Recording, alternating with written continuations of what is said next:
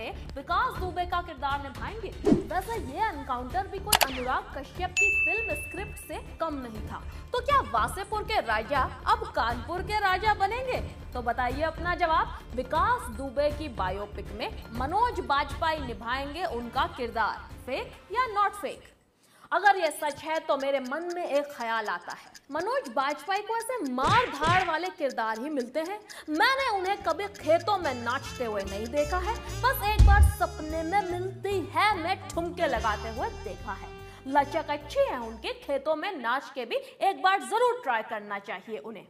लेकिन इस सवाल का जवाब है बिल्कुल फेक। जी हाँ, एक न्यूज आर्टिकल में फेक न्यूज छपी थी और उसको ट्विटर पे रीट्वीट करते हुए मनोज बाजपेयी ने लिखा रॉन्ग न्यूज। जी हाँ, वो भी हमारी गेम के फैन है, बस कभी कभी फेक की जगह रॉन्ग न्यूज बोल देते हैं, इसलिए शायद प्राइज नहीं जीत पाए।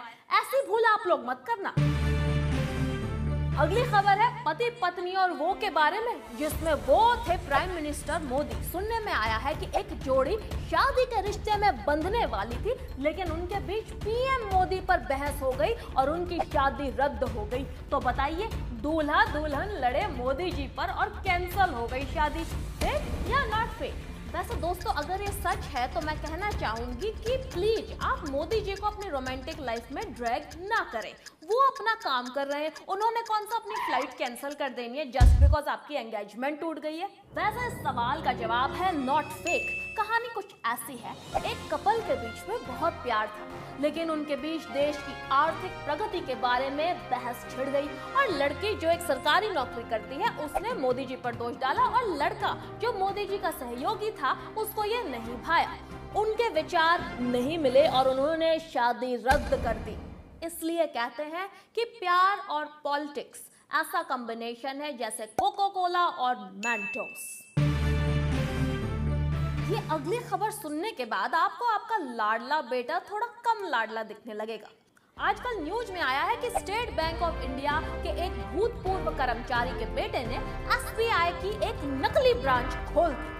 ये सुनने के बाद कई माँ बाप भ्रमित हो गए होंगे कि वो अपने बच्चों को ये उदाहरण दे या ना दे, क्योंकि लड़का कुछ देर तक ही सही लेकिन ब्रांच का मालिक जरूर था। खैर, सवाल तो ये है कि क्या तमिलनाडु में खोला गया एसबीआई का नकली ब्रांच फेक या नॉट फेक? मुझे लगता है कि स्कैम करने में भी उतनी मेहनत लगती होगी जितनी पढ़ाई करके डिग्री लेने में लगती है। मतलब अगर ये सच है तो उस लड़के ने जगह लेकर उसे बैंक की तरह बनाया, कुछ लोगों को नौकरी दी, एसबीआई के स्टैम्प्स तक बनवाए होंगे। इतनी मेहनत तो असली बैंक के कर्मचारी भी शायद नहीं करते।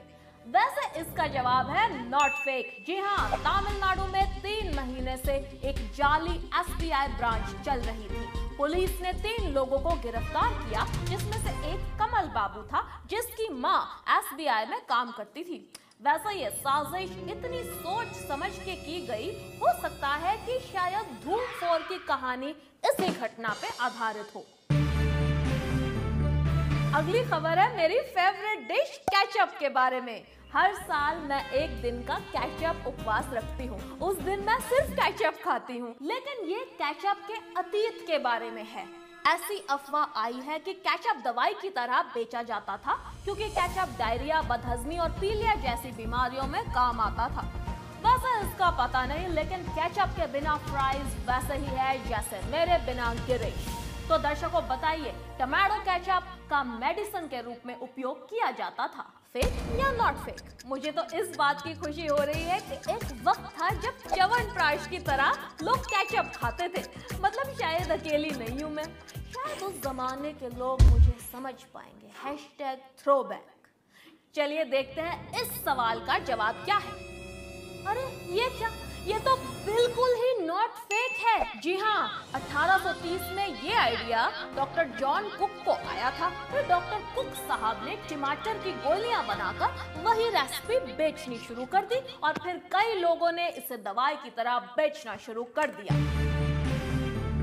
दर्शकों, ये अगली खबर इस साल के सबसे बड़े बैन के बारे में है, टिकटॉक बैन। सुनने में आया है कि public interest lawyer Prashant Bhushan, जो टिकटॉक बैन के विरुद्ध है, सुप्रीम कोर्ट पहुंच गए हैं। टिकटॉक जो एक नशा सा बन चुका था इस देश में, अब बैन हो चुका है। कई बच्चों की पढ़ाई सुधर गई है इस बैन के कारण, लेकिन सबको मंजूर नहीं है।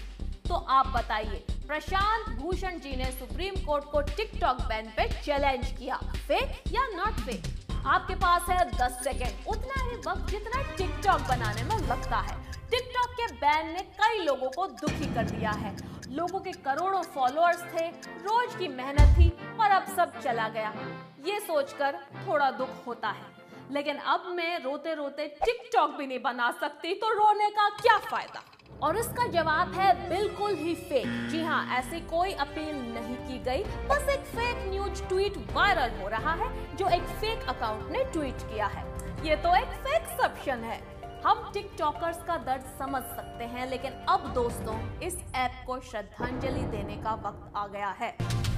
ये था आज का फेक या नॉट फेक। अगर आपने पहचान कर सारे सवालों के सही जवाब दिए तो आपको मिलेंगे प्राइजेस। आपके स्क्रीन पर आपको एक बटन दिखेगा, उसे दबाइए और